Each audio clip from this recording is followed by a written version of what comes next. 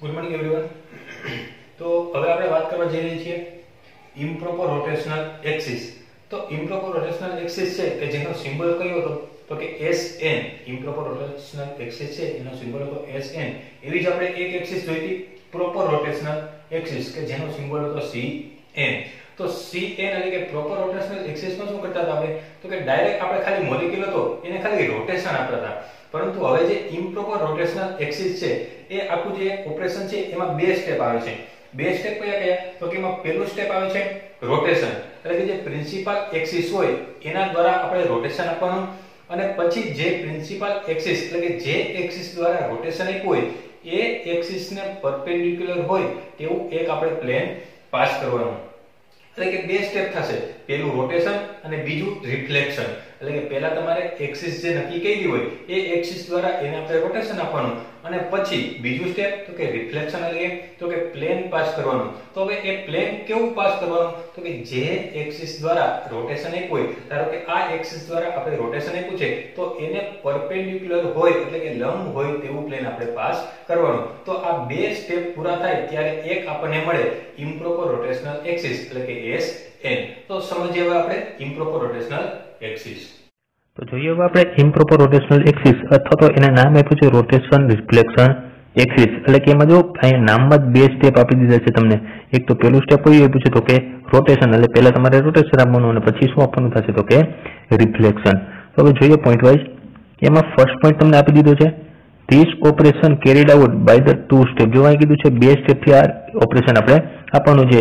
It is an imaginary axis on which, એટલે કે બે સ્ટેપ કયા કયા તો કે the molecule has to be rotated, એટલે કે પહેલા તમારે શું આપવાનું થશે તો કે રોટેશન, then reflected, પછી તમારે શું આપવાનું છે રિફ્લેક્ટેડ। પણ કઈ રીતે તો કે plane perpendicular to the rotation axis, એટલે કે જે તમે એક્સિસ દ્વારા રોટેશન આપ્યું છે એને પ્લેન કેવું હોવું જોઈએ તો કે પરપેન્ડિક્યુલર। એટલે કે ધારો કે આ રીતે તમારી આ એક્સિસ છે, આ તમારી આ રોટેશન એક્સિસ છે, તો આ રોટેશન એક્સિસને જે તમે પ્લેન પાસ કરો એ પ્લેન આ કેવું હોવું જોઈએ તો કે પરપેન્ડિક્યુલર, એટલે કે એની સાથે 90 અંશનો ખૂણો બનાવતો હોવું જોઈએ, એટલે કે લંબ હોવું જોઈએ। To attain on equivalent orientation, this operation gives a configuration equivalent to the original one, એટલે કે આ તમે ઓપરેશન આપો તો તમને પાછું ઓરિજિનલ મોલેક્યુલ મળી શકે છે।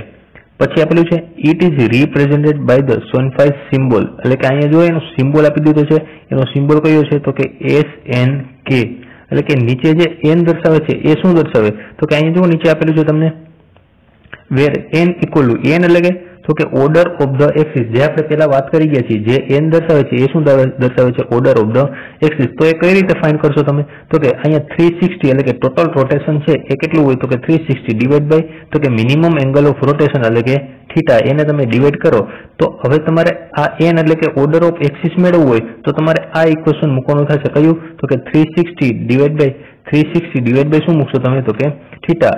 હવે તમે અહીંયા ધારો કે થીટાને કરતા બનાવી લ્યો, જો તમે આ થીટાને કરતા બનાવી લ્યો તો અહીં 360 ડિવાઇડ બાય શું થઈ જાય તો કે n, તો તમને એના ઉપરથી શું મળી જાય તો કે એંગલ ઓફ રોટેશન। એટલે કે બે માંથી કોઈ પણ વસ્તુ આપેલી હોય અથવા તો તમને n આપેલો હોય, n એટલે કે ઓર્ડર ઓફ ધ એક્સિસ, તો તમને શું મળી જાય તો કે થીટા, અને જો તમને જો થીટા આપેલો હોય તો થીટાની કિંમત મૂકો તો તમને શું મળી જાય તો કે ઓર્ડર ઓફ ધ એક્સિસ।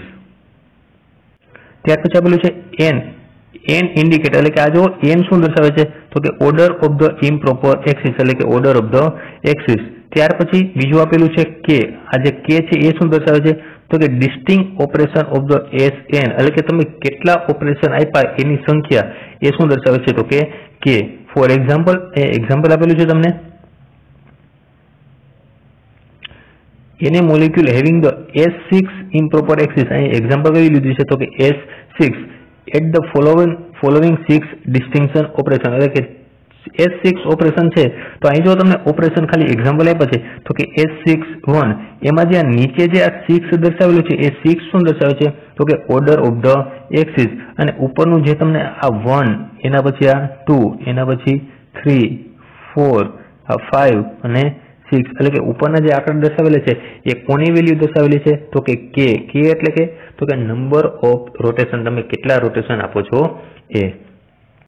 ત્યાર પછી આપેલું છે અહીંયા CNN equal to identity E, આ જે આપણે આગળ જોઈ ગયા હતા CAN equal to identity E, but SN2K equal to identity E, SN2K equal to identity E એવું ક્યારે મળે તો કે જ્યારે n શું હોય તો કે ઓડ નંબર હોય, એટલે કે એકી સંખ્યા હોય. પરંતુ SNN અથવા તો અહીંયા ઉપર જે n દર્શાવેલો છે એની જગ્યાએ k પણ દર્શાવી શકો, એટલે કે આ રીતે પણ અહીંયા જે SNN દર્શાવેલું છે એની જગ્યાએ ક્યારેક આ રીતે પણ દર્શાવેલું હોય SNK. તો SNN અથવા તો SNK ઇક્વલ ટુ શું મળશે આઈડેન્ટિટી E, પણ ક્યારે તો કે જ્યારે n શું હોય તો કે ઇવન નંબર, જે આપણે પહેલા ચર્ચા કરી ગયા છીએ. ત્યાર પછી પોઈન્ટ આપેલું છે when axis is of the odd number, એટલે કે અહીં એક્સિસ છે એ કેવા નંબરની હોય તો કે ઓડ નંબર એટલે કે એકી સંખ્યા. it is observed that CNN એટલે કે આ CNN કોનો સિમ્બલ છે તો કે પ્રોપર રોટેશનલ એક્સિસ, એટલે કે CNN ઇક્વલ ટુ શું મળે તમને identity E. But SNN equal to તમને શું મળશે તો કે સિગ્મા H. સિગ્મા H એટલે કે તો કે સ્ટાર્ટિંગનો જે મોલેક્યુલ હોય એમાં આપણે પરપેન્ડિક્યુલર એટલે કે હોરિઝોન્ટલ પ્લેન પાસ કર્યું હોય અને જે મોલેક્યુલ મળ્યો હોય એટલે કે ત્યાં પાસ શું કરેલું કહેવાય તો કે સિગ્મા H. એટલે કે જો તમે આ ઓડ નંબર હોય, ઓર્ડર ઓફ ધ એક્સિસ કેવો હોય તો કે ઓડ નંબર, તો CAN ઇક્વલ ટુ શું મળશે identity E. But SNN equal to શું મળશે સિગ્મા H. તમને આ જે આઈડેન્ટિટી E મળશે નહીં. Therefore, to obtain the equivalent orientation SN2N should be followed. That means for S3 એટલે કે આપણે જો ઓડ નંબર હોય તો ઓડ નંબર માટે શું કીધું છે તો કે SN2N ઇક્વલ ટુ શું મળે તમને આઈડેન્ટિટી E.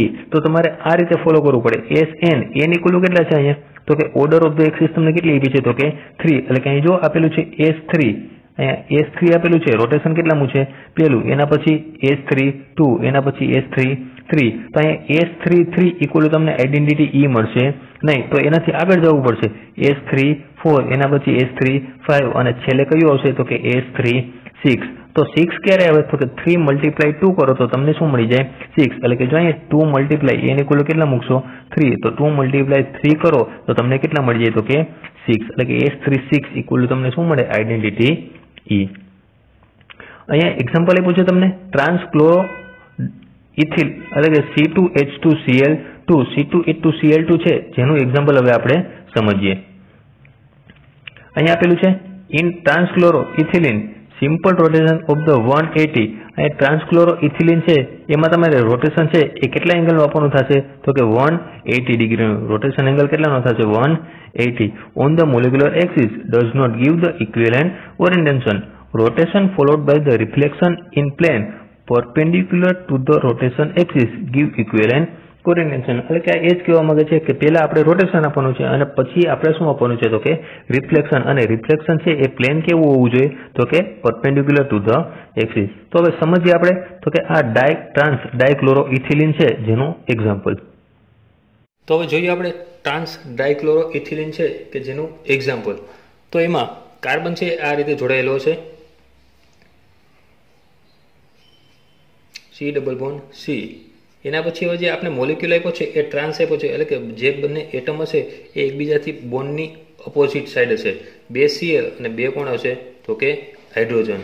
તો હવે ત્યાર પછી હવે આપણે આનું શું આપશું તો કે 2 સ્ટેપ કરવાના છે. તો કે પહેલું સ્ટેપ કયું થશે તો કે રોટેશન. અહીંયા હું Cl છે એને નામ આપી દીધું Cl1 અને Cl2. એ જ રીતે અહીંયા H1 અને અહીંયા શું આવશે તો કે H2. પહેલા તો હું શું આપીશ તો કે અહીંયા રોટેશન આપીશ. રોટેશન છે તો અહીંયા હું આ રીતે એક્સિસ પાસ કરું છું. આ જે રોટેશન એક્સિસ છે એ રોટેશન એક્સિસ આવશે તો કે C2 એક્સિસ આવશે. કઈ એક્સિસ આવશે તો કે C2 એક્સિસ. તો હવે હું આને રોટેશન આપીશ. રોટેશન એંગલ છે એ કેટલા ડિગ્રીનો થશે તો કે 180 ડિગ્રી. તો રોટેશન આપીશ તો આ રીતે મોલેક્યુલ આવશે. આ કાર્બન અને આ ડબલ બોન્ડ કાર્બન આ એમનેમ રહેશે. હવે Cl1 અને Cl2 ની પોઝિશન ચેન્જ થશે, એટલે કે આ રીતે જે રોટેશન છે આ રીતે જે આખો મોલેક્યુલ છે એ શું થશે તો કે રોટેટ થશે. આ એક્સિસ છે, આ એક્સિસની આજુબાજુ હું રોટેશન આપું તો આખો મોલેક્યુલ છે આ એક્સિસની આજુબાજુ રોટેટ આપું તો આખો મોલેક્યુલ એ આ રીતે આમ રોટેટ થઈ જશે. એટલે આ રીતે ધારો કે 2 એટમ હોય તો આ જે નીચેનો એટમ છે આ નીચેનો જે H1 છે એ H1 ક્યાં જતો રહેશે તો કે ઉપર, અને ઉપરનો જે Cl1 છે એ ક્યાં આવી જશે તો કે નીચે આવી જશે. તો અહીંયા H1 ની જગ્યાએ કોણ આવી જશે તો કે Cl1, અહીંયા કોણ આવી જશે તો કે H1. એ જ રીતે તો કે અહીંયા પણ એ જ રીતે ચેન્જ થશે. આ Cl2 અને H2 તો અહીંયા કોણ આવી જશે H2, અહીંયા કોણ આવી જશે Cl2. તો આ શું આપી દીધું આપણે રોટેશન આપી દીધું. હવે શું આપણે પાસ કરવાનું છે તો કે પ્લેન કેવું હોવું જોઈએ તો કે એક્સિસ જે પાસ કરી છે એને પરપેન્ડિક્યુલર, એટલે કે આ જે એક્સિસ આપણે પાસ કરી છે એને પરપેન્ડિક્યુલર પ્લેન, એટલે કે આ રીતે પ્લેન પાસ થશે. આ રીતે હું પ્લેન પાસ કરું તો અહીં જોજો આ પ્લેન પાસ કરું છું. આ જે આપણી આ એક્સિસ હતી, આ એક્સિસને પરપેન્ડિક્યુલર મેં પ્લેન પાસ કર્યું. તો હવે પ્લેન પાસ કરો તો શું થશે તો કે રિફ્લેક્શન એટલે કે કઈ રીતે મળશે તો કે આ ડાબી બાજુના આઈટમ છે એ ક્યાં જતા રહેશે, જમણી બાજુ, અને જમણી બાજુના આઈટમ ક્યાં આવી જશે તો કે ડાબી બાજુ. તો કે હવે મોલિક્યુલ છે એ આ રીતે મળશે આપણને. કાર્બન, ડબલ બોન્ડ કાર્બન, ડાબી બાજુના આઈટમ ક્યાં આવી જશે જમણી બાજુ, જમણી બાજુના આઈટમ ડાબી બાજુ. તો H1 અને Cl1 છે એ ક્યાં જતા રહેશે સામેની સાઈડ, આ H1 અને અહીંયા કોણ આવી જશે તો કે Cl1. એ જ રીતે અહીંયા તો કે Cl2 અને H2 છે આ બાજુ આવી જશે, અહીંયા કોણ આવી જશે Cl2 અને અહીંયા કોણ આવી જશે તો કે H2. તો આ એટમની પોઝિશન શું થઈ ગઈ તો કે ચેન્જ થઈ ગઈ. હવે ત્યાર પછી તો કે આ આખું એક સ્ટેપ પૂરું થઈ ગયું. આખું એક સ્ટેપ પૂરું થયું એટલે કે અહીંયા આપણે લખી શકીએ કે એક્સિસ કઈ હતી તો કે C2, અહીંયા ઇમ્પ્રોપર એક્સિસ છે એટલે કે S2. કેટલામું ઓપરેશન હતું તો કે પહેલું એટલે કે S21.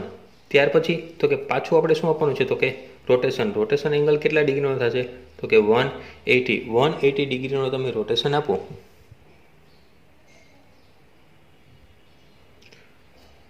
તો હવે શું થશે તો કે આ એક્સિસ હતી, આ એક્સિસથી આપણે પાછું રોટેશન આપીએ. આ રોટેશન આમ નીચેના આઈટમ ક્યાં જતા રહેશે ઉપરના આઈટમ ક્યાં આવી જશે નીચે, C ડબલ બોન્ડ C.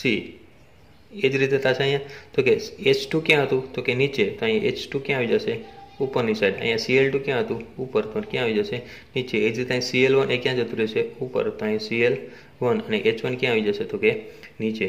આ એક રોટેશન આપી દીધું. હવે આપણે શું આપવાનું છે તો કે રિફ્લેક્શન એટલે કે હું પ્લેન પાસ કરું તો આ જે આપણી એક્સિસ હતી, એક્સિસને પરપેન્ડિક્યુલર પ્લેન એટલે કે આ રીતે પ્લેન આ પાસ થશે. તો હવે ડાબી બાજુના આઈટમ જમણી બાજુ અને જમણી બાજુના આઈટમ ડાબી બાજુ. તો આ C ડબલ બોન્ડ C આ જ રીતે આવશે. તો જો આ H2 અને Cl2 એ ડાબી બાજુ હતા એ ક્યાં જતા રહેશે જમણી બાજુ, એટલે કે અહીંયા H2 અને અહીંયા કોણ આવી જશે Cl2. H1 અને Cl1 એ ક્યાં આવી જશે તો કે ડાબી બાજુ, તો અહીંયા Cl1 અને અહીંયા કોણ આવી જશે તો કે H1. તો આ ઓપરેશન કેટલામાં હતું તો કે બીજું. એક્સિસ કઈ હતી 2 એટલે કે S2. તો હવે આ જે આ છેલ્લો મોલિક્યુલ છે અને આ પહેલો મોલિક્યુલ એને તમે સરખાવો તો જુઓ Cl1 અને H1, તો અહીં Cl1 અને H1, અહીંયા H2 અને Cl2, તો અહીં H2 અને Cl2. તો અહીં જો S22 ઇક્વલ આપણે કહી શકીએ શું મળી ગયું તો કે આઈડેન્ટિટી E. એટલે કે અહીં જો બે છે એ કેવા નંબર છે E1 નંબર છે. E1 નંબર એટલે કે તો કે બેકી સંખ્યા, એટલે કે આપણે બેકી સંખ્યા હોય ત્યારે SNN ઇક્વલ શું મળશે તો કે આઈડેન્ટિટી E. ત્યાં જો S22 ઇક્વલ મળી ગયું આઈડેન્ટિટી E. તો અહીંયા જોઈએ તમને આપેલું છે distinguish એટલે કે તફાવત, difference between the proper rotational axis Cn and improper rotational axis Sn with example. તો હવે આપણે ડિફરન્સ જોઈએ. એમાં ફર્સ્ટ પોઈન્ટ આપેલો છે પ્રોપર રોટેશનલ એક્સિસમાં Cn is the proper rotational axis of a molecule. એટલે કે Cn છે એ કોનો સિમ્બોલ છે તો કે proper rotational axis, where Sn is the Schoenfeld symbol of the improper rotational axis. એટલે કે improper rotational axis માટે આપણે સિમ્બોલ કયો લઈએ છીએ તો કે Sn. ત્યાર પછી second point, a proper rotational axis is an imaginary rotation axis within molecule around which by rotation of theta, એટલે કે આપણે કોઈ પણ એંગલનું આપણે રોટેશન આપીએ છીએ, a molecule can obtain an equivalent orientation to the original one. એટલે કે અમુક સંખ્યામાં આપણે રોટેશન આપીએ પછી આપણે ઓરિજિનલ મોલેક્યુલ મળે છે. એ જ રીતે અહીંયા second point, if anti-clockwise rotation of the theta around the imaginary axis followed by the reflection through the plane perpendicular, જો આ પ્લેન કેવું પાસ કરવાનું છે perpendicular to the same axis gives an equivalent orientation to the original one, then the axis is known as the improper rotational axis. તો અહીંયા બે સ્ટેપની ઇમ્પ્રોપરમાં બે સ્ટેપની વાત કરીએ. કયું તો કે પહેલા આપણે શું આપવાનું છે તો કે રોટેશન અને પછી આપણે શું આપવાનું છે તો કે રિફ્લેક્શન. અને રિફ્લેક્શન આપીએ ત્યારે આપણને શું મળે તો કે એક ઇમ્પ્રોપર રોટેશનલ એક્સિસ. ત્યાર પછી નેક્સ્ટ પોઈન્ટ આપેલો છે order of the proper rotational axis can be derived from the number of rotation performed to obtain the identical orientation. For example, a triangular planar molecule BF3 should be rotated 3 times at the degree of 120. એટલે કે BF3 હોય તો એમાં આપણે angle of rotation કેટલો હોય તો કે 120 અને આપણે કેટલા રોટેશન આપવા પડે તો કે 3. That means the order of the axis is કેટલા આવશે તો કે 3. એટલે કે 3 રોટેશન આપીએ તો order of axis 3 અથવા તો 360 આપણે એંગલ ઓફ રોટેશન કેટલો ખબર છે તો કે 120. 360 ડિવાઇડ બાય 120 કરીએ તો આન્સર કેટલો મળે આપણને 3. એ જ રીતે અહીંયા degree of rotation decide the order of the improper rotational axis also. If rotation carried out of 120 તો આપણે એંગલ આપણને ખબર છે કેટલો છે 120 તો order of the axis આપણે ફાઇન્ડ કરવું હોય તો 360 ડિવાઇડ બાય શું કરવું પડે 180 તો આપણને આન્સર છે એ કેટલો મળશે તો કે 2 એટલે કે SN તો n ઇક્વલ કેટલા મળી ગયા 2 એટલે કે S2. નેક્સ્ટ પોઈન્ટ આપેલો છે for the proper rotational axis always CNN equal to identity E એટલે કે CNN equal to શું મળે identity E. For improper rotational axis if n is an even number અહીંયા n છે કેવી સંખ્યા હોય even એટલે કે બેકી સંખ્યા તો જ આપણને શું મળે SNN equal to identity E. if n is the odd number જો n છે એ odd number હોય તો શું મળશે SN2n equal to identity E. તો હવે એક્ઝામ્પલ દ્વારા આપણે આ બધું સમજીએ. પેલું આપેલું છે C22 equal to identity E. Example કોનું લેવાનું છે આપણે તો કે H2O નું મોલિક્યુલ. તો હવે H2O નો મોલિક્યુલ તો અહીંયા H2O નો મોલિક્યુલ આપણને આપેલો છે. આ એક ઓક્સિજન જોડાયેલો છે એમાં બંને સાઈડ શું જોડાયેલા છે તો કે હાઇડ્રોજન. એક બાજુ H1 અને બીજા બાજુ કોણ આવશે તો કે H2. હવે આને આપણે એક્સિસ પાસ કરવી હોય તો આ રીતે હું આ એક્સિસ પાસ કરીશ. આ એક્સિસ પાસ કરીશ પણ હવે એક્સિસ કઈ હશે અથવા તો મારે જે રોટેશન આપવું છે એ એંગલ કેટલાનો હશે તો કે અહીં જે એક્સિસ આપણને આપેલી દીધી છે અહીં જો આપેલું છે તો કે C2 એટલે કે એક્સિસ અહીંયા કઈ હશે તો કે C2 એક્સિસ. તો C2 એક્સિસ હોય તો મારે હવે કેટલા એંગલનું રોટેશન આપવાનું થશે એ કઈ રીતે ફાઇન્ડ કરવું તો કે અહીંયા મને આપેલું છે તો કે n ઇક્વલ કેટલા ખબર છે તો કે 2 એટલે કે ઓર્ડર ઓફ ધ એક્સિસ આપણને ખબર છે કેટલું છે તો કે 2. તો હવે મારે થીટા ફાઇન્ડ કરવું હોય તો થીટા ઇક્વલ આપણી પાસે ઇક્વેશન હતું તો કે 360 ડિવાઇડ બાય શું કરતા હતા આપણે n એટલે કે theta equal 360 divide by order of the axis. તો અહીંયા ઓર્ડર ઓફ ધ એક્સિસ આપણને ખબર છે n ઇક્વલ કેટલા છે તો કે 2. તો એંગલ ઓફ રોટેશન કેટલાનો મળશે તો કે 180. તો હવે આ જે H2 નું એક્ઝામ્પલ છે એમાં આ જે રોટેશન આપીશ એ કેટલા એંગલનું આપીશ તો કે 180 નું રોટેશન આપું તો H1 ની જગ્યાએ H2 આવી જશે અને H2 ની જગ્યાએ કોણ આવી જશે તો કે H1. તો આ ઓક્સિજન હવે આ જગ્યાએ કોણ આવી જશે તો કે H2 અને આ જગ્યાએ કોણ આવી જાય તો કે H1. તો આ એક્સિસ આપણી પાસે કઈ હતી C2 એક્સિસ. કેટલામું રોટેશન આપ્યું પેલું એટલે કે C21. હવે અહીંયા હું પાછી આ એક્સિસ પાસ કરું એ એક્સિસ કઈ છે તો કે C2. પાછું અને 180 ડિગ્રીનું રોટેશન આપીશ આપું તો H2 ની જગ્યાએ કોણ આવી જશે H1 અને H1 ની જગ્યાએ કોણ આવી જશે H2. તો અહીં ઓક્સિજન અહીંયા H2 હતો H2 ની જગ્યાએ H1 અને H1 ની જગ્યાએ તો કે H2. તો હવે અહીંયા આજુ જે ઓપરેશન કેટલામું છે તો કે C2 એક્સિસ ઓપરેશન કેટલામું છે બીજું. હવે આ પેલો જે મોલિક્યુલ છે એ અને જે છેલ્લો મોલિક્યુલ છે એ બંનેને તમે સરખાવો તો અહીં જોવો અહીંયા H1 અહીંયા H2 અને અહીંયા H2. તો અહીં જોવો ઓપરેશન કેટલામાં હતું તો કે C22 ઇક્વલ શું મળી ગયું આપણને તો કે આઇડેન્ટિટી E. એટલે કે તમે બે ઓપરેશન આપો બે રોટેશન આપો તો તમને શું મળી જાય છે તો કે આઇડેન્ટિટી E. ત્યાર પછી તો કે સેકન્ડ એક્ઝામ્પલની વાત કરવી અહીંયા એક્સિસ કઈ લીધી હતી આપણે C2 અહીંયા એક્સિસ હું લઉં છું તો કે C3 એક્સિસ અને C33 equal to identity E. આ એક્ઝામ્પલ આપણે જોવાનું છે તો કે NH3 નો મોલેક્યુલ. અહીં જો એક્સિસ આપણને કઈ આપી છે C3 તો n ઇક્વલ ટુ કેટલા થશે 3. મારે થીટા ફાઇન્ડ કરવી હોય તો આની જેમ જ થીટા ઇક્વલ શું આવી જશે તો કે 360 ડિવાઇડ બાય n. અહીંયા n ઇક્વલ આપણે કેટલી વેલ્યુ મૂકશું તો કે 3. તો 360 ડિવાઇડ બાય કેટલી મૂકશું 3. તો 360 ડિવાઇડ બાય 3 કરો તો એંગલ ઓફ રોટેશન કેટલો આવશે તો કે 120. તો હવે અહીંયા NH3 નું જે એક્ઝામ્પલ છે એ આપણે જોઈએ. કઈ નાઇટ્રોજન એમાં 3 હાઇડ્રોજન આપણે વાત કરી હતી આગળ કે એક હાઇડ્રોજન ક્યાં છે તો કે પ્લેનમાં હશે પછી એક જે હાઇડ્રોજન હશે એ ક્યાં છે તો કે પ્લેનની પાછળ ગોઠવાયેલો છે તો કે આને હું આપી દઉં H2 અને ત્રીજો જે હાઇડ્રોજન ગોઠવાયેલો છે એ ક્યાં ગોઠવાયેલો છે તો કે પ્લેનથી આગળ. એટલે કે આ જે ડેશ લાઈન દર્શાવી છે એને આપણે ડેશ પોઝિશન કહીએ અને આ ઘાટી લાઈન છે એને વેજ પોઝિશન. એટલે કે આ H3 છે એ ક્યાં છે તો કે પ્લેનથી આગળ હશે H2 ક્યાં છે તો કે પ્લેનથી પાછળ હશે અને H ક્યાં છે તો કે પ્લેનમાં હશે. તો તો અહીં 3 એટમ છે, તો આમાંથી હું એક્સિસ પાસ કરીશ. એ જે એક્સિસ હશે કઈ હશે તો કે આપણને ખબર છે કે C3 એક્સિસ. હવે આને મારે રોટેશન આપવાનું છે, તો રોટેશન એંગલ આપણને ખબર છે કેટલા ડિગ્રીનો મળ્યો આપણને તો કે 120. તો 120 ડિગ્રીનું રોટેશન આપીશ તો હવે શું થશે તો કે આ H1 છે, એ H1 ને હું રોટેશન આપું. આપણે રોટેશન આપવાનું છે એ એન્ટી ક્લોકવાઇઝ ડાયરેક્શનમાં આપવાનું છે. એન્ટી ક્લોકવાઇઝ ડાયરેક્શનમાં આપશો તો અહીંયા જે આ જે H1 છે એ H1 છે રોટેટ થઈને ક્યાં આવશે તો કે પ્લેનથી આગળની સાઈડ આવી જશે. પ્લેનથી આગળની સાઈડ એટલે કે આ વેજ પોઝિશન. તો હવે અહીં હું 3 પોઝિશન, આ તો એમને જ રહેશે, આ ડેશ પોઝિશન એટલે કે પાછળ, અને આ વેજ પોઝિશન એટલે ક્યાં આવશે તો કે આગળની સાઈડ. તો આ H1 છે એ રોટેટ થઈને ક્યાં આવશે આગળની સાઈડ આવશે. આગળની સાઈડ એટલે કે આ વેજ પોઝિશન, તો અહીંયા આવી જશે H1. ત્યાર પછી આ H3 છે, એ H3 છે એ રોટેટ થઈને એ ક્યાં જતો રહેશે, આગળ હતો તો એ ક્યાં જતો રહેશે પાછળ. તો અહીંયા પાછળની સાઈડ કોણ આવશે H3. આ H2 છે એ ક્યાં હતો પાછળની સાઈડ. પાછળની સાઈડથી રોટેટ થઈને ક્યાં આવશે તો કે પ્લેનમાં. તો અહીંયા કોણ આવશે H2. ત્યાર પછી પાછું હવે આને રોટેશન આપીશ કેટલા ડિગ્રીનું 120. તો આ C3 1 થયું. હવે પાછું એને 1 રોટેશન આપીશ તો આ 3 પોઝિશન.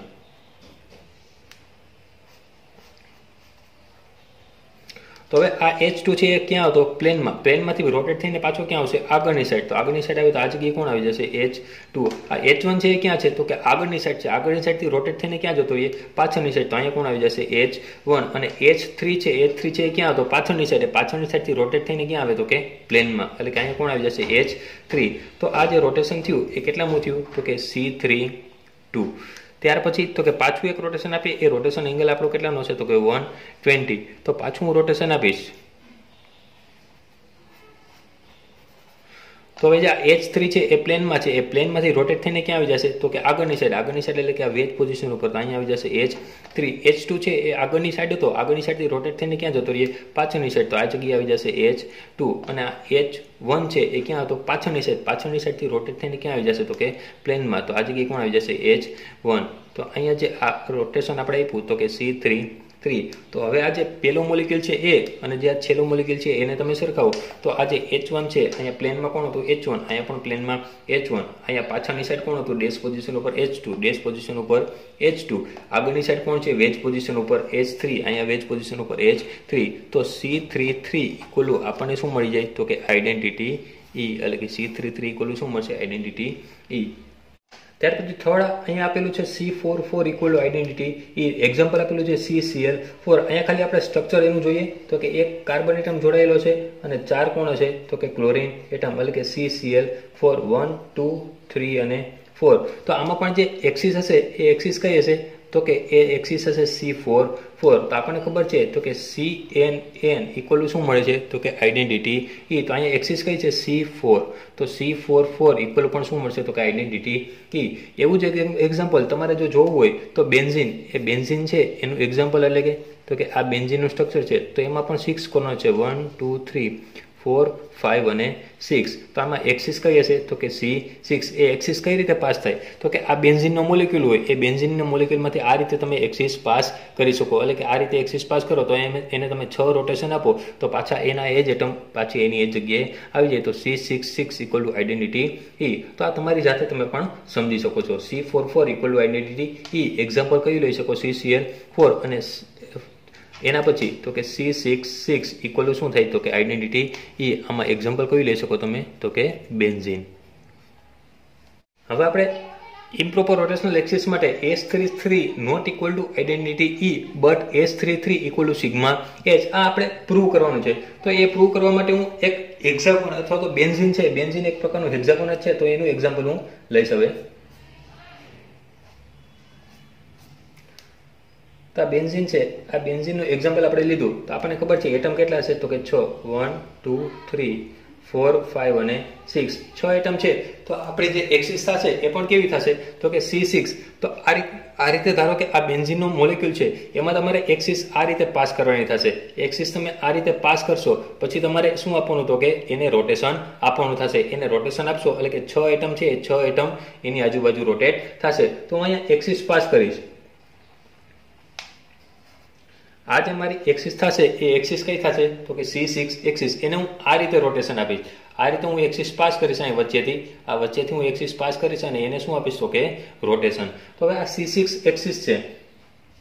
તો આપણે અહીંયા પ્રૂવ શું કરવાનું છે તો કે S33 equal to not equal to identity. તો અહીંયા ઓર્ડર ઓફ ધ એક્સિસ કેટલી છે તો કે 3 છે, તો મારે અહીંયા પણ એક્સિસ કઈ લેવી પડશે તો કે C3 એક્સિસ લેવી પડશે. તો હવે C3 એક્સિસ કઈ રીતે લઈશ તો કે હવે અહીંયા C6 ની જગ્યાએ C3 એક્સિસ મારે લેવી હોય તો અહીંયા એટમ છે એ બે પોઝિશન ચેન્જ થશે. જો C6 લઉં તો 6 એટમ બાજુની પોઝિશન એટલે કે 1 નંબર 2 નંબરની જગ્યાએ 2 નંબર 3 નંબરની જગ્યાએ 3 નંબર 4 નંબરની જગ્યાએ 4 નંબર 5 નંબરની જગ્યાએ અને 5 નંબર 6.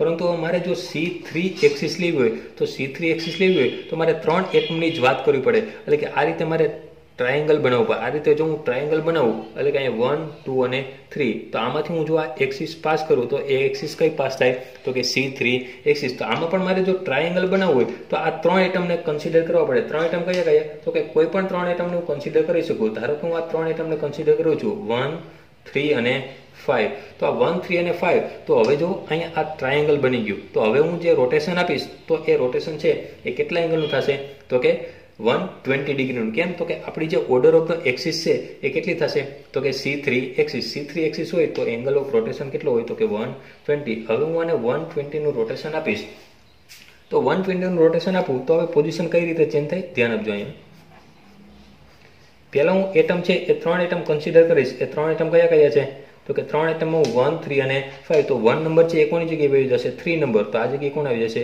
1. 3 નંબર છે 5 નંબરની જગ્યાએ આ જગ્યાએ કોણ આવી જશે 3. આ 5 નંબર છે 1 નંબરની જગ્યાએ તો આ જગ્યાએ કોણ આવી જશે 5. તો આ 3 એટમને આપણે પહેલા ધ્યાનમાં લીધા તો આ એટમ છે એ એમનેમ રહેશે નહીં, એના પણ રોટેશન થશે. એનું રોટેશન કોની જગ્યાએ તો કે 2 નંબર છે એ કોની જગ્યાએ આવી જાય 4 નંબરની જગ્યાએ. તો અહીં જે કોણ આવી જશે 2. આ 4 નંબર છે 6 નંબરની જગ્યાએ અહીં કોણ આવી જશે 4 અને 6 નંબર છે 2 નંબરની જગ્યાએ. તો આ જગ્યાએ કોણ આવી જશે તો કે 6.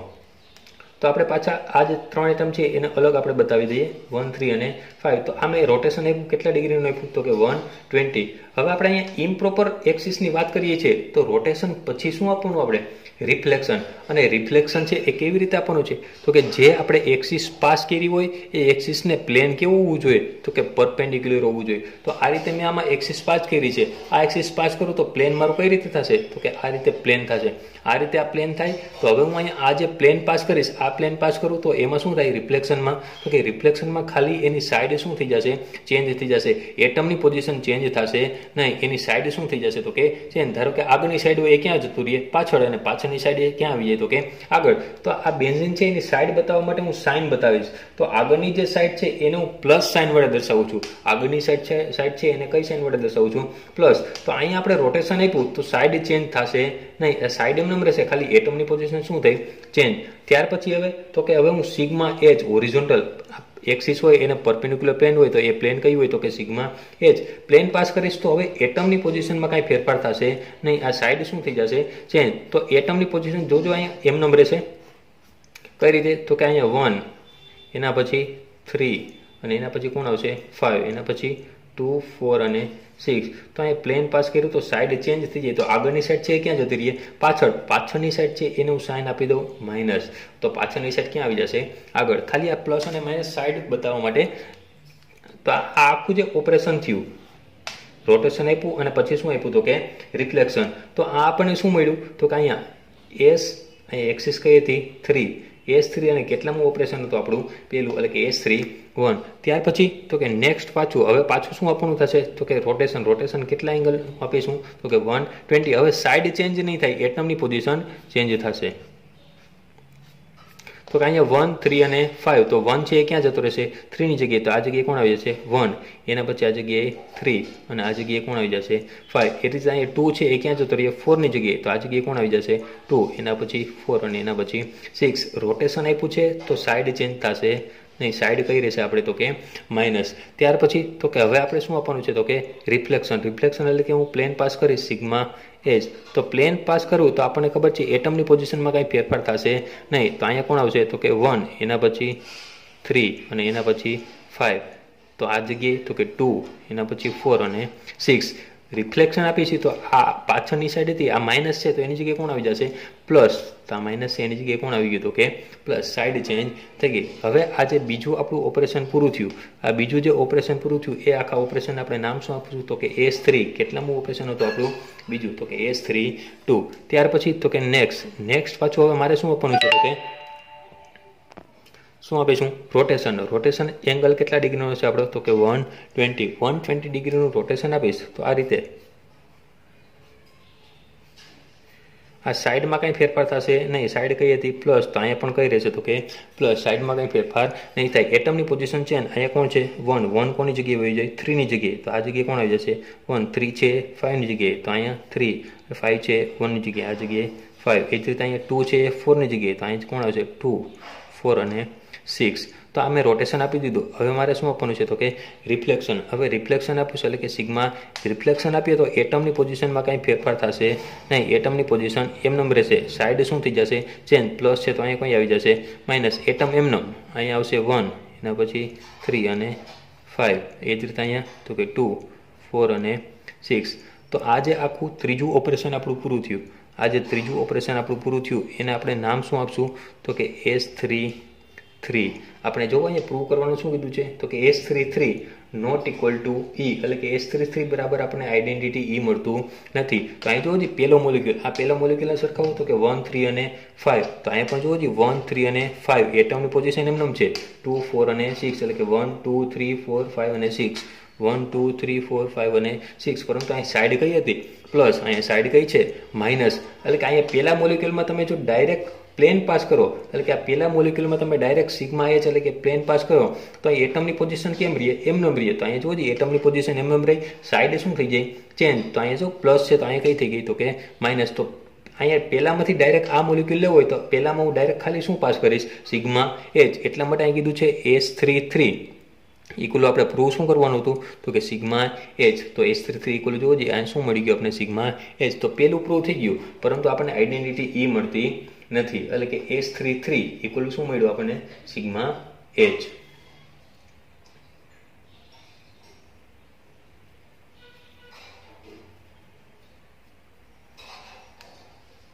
એટલે કે S33 not equal to identity E. આ જે મોલિક્યુલ છે એને હું નામ આપી દઉં છું A મોલિક્યુલ. કયો મોલિક્યુલ નામ આપી દઉં છું? A. આને હું A નામ આપી દીધું. હવે આપણે સિગ્મા H વિશે વાત કરીએ. S33 equal to sigma H. તો પાછું હું અહીંયા બેન્ઝીનનો મોલિક્યુલ લઉં છું 4 સિગ્મા H. એના માટે આપણે પ્રૂવ કરવું હોય તો કઈ રીતે? તો કે આ બેન્ઝીનનો મોલિક્યુલ હું લઉં છું. એટમની પોઝિશન આ રીતે રાખું છું 1, 2, 3, 4, 5 અને 6. અહીંયા આગળની સાઈડ કઈ આવશે? તો કે પોઝિટિવ. હવે ડાયરેક્ટ હું આમાં સિગ્મા H પાસ કરું છું. ડાયરેક્ટ સિગ્મા H પાસ કરું તો શું થશે? રિફ્લેક્શન. એટમની પોઝિશનમાં કોઈ પણ પ્રકારનો ફેરફાર થશે નહીં. એટમની પોઝિશન એમને 1, 2, 3, 4, 5 અને 6. પરંતુ સાઈડ શું થઈ જાય? ચેન્જ થઈ જાય. આ આપણી જે આ એક્સિસ હતી, આ એક્સિસને પરપેન્ડિક્યુલર આપણે પ્લેન પાસ કર્યું તો રિફ્લેક્શન થશે, એટલે કે સાઈડ ચેન્જ થઈ જાય. તો પ્લસની જગ્યાએ કોણ આવી જશે? માઇનસ. તો આપણને શું મળ્યું? તો કે સિગ્મા H. આપણે રિફ્લેક્શન આપ્યું. આ જે એટમ છે એને હું નામ આપી દઉં છું B.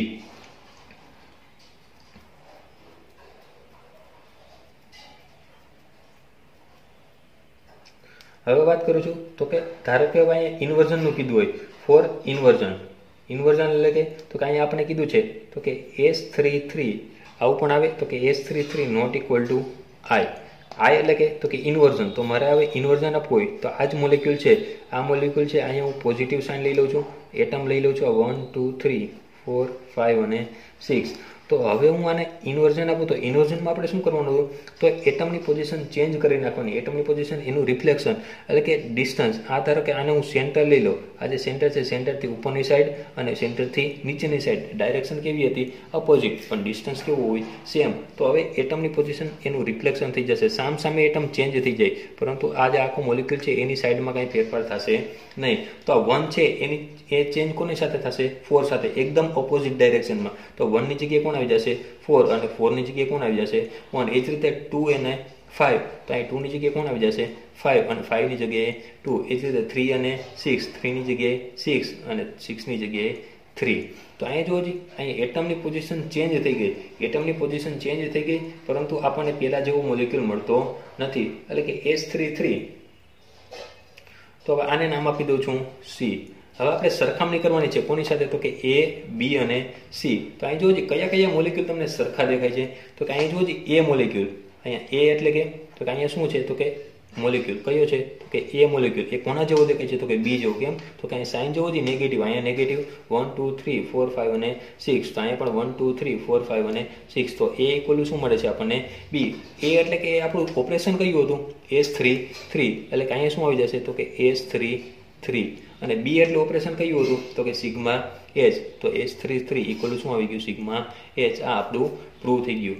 બીજું તો કે S, હવે અહીંયા એ મોલિક્યુલ છે એની સરખામણી કોની સાથે કરવાની છે સી સાથે. તો એ અને સી જોજી તમને સરખા દેખાય છે તો કે અહીંયા એમાં જોજી તો કે 1 2 3 4 5 અને 6, અહીં નીચેથી 1 ચાલુ થાય છે તો એટમની પોઝિશન ચેન્જ થઈ ગઈ છે, એટલે કે એ નોટ ઇક્વલ ટુ સી. એટલે કે એમાં ઓપરેશન કયું હતું તો કે S3 3, અને સીમાં જે ઓપરેશન કયું હતું ઇન્વર્ઝન, એટલે કે S3 3 નોટ ઇક્વલ ટુ આ ઇન્વર્ઝન.